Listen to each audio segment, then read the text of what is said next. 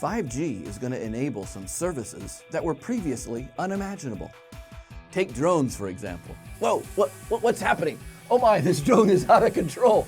Whoa, oh my goodness, that drone almost hit me. The pilot doesn't know how to drive a drone very well. That's hilarious. Anyway, can you imagine if that drone was under software control instead of under human control? Well, the current 4G LTE network doesn't provide the latency or delay that's low enough, single millisecond latency.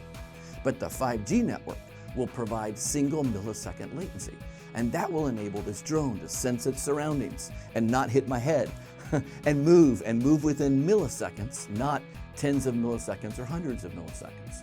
So this low latency is going to enable these drones to be software controlled. Imagine 50 drones in the air, all with HD video. Can you imagine the capacity requirement of the network for that? Well, 4G LTE just can't support it. It doesn't have that capacity. But 5G networks can have that enormous amount of capacity, and these drones will have all the throughput they need to transmit this HD video.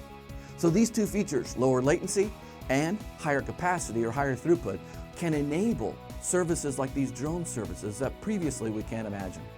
This is just one of the examples of some of the services that 5G is going to enable.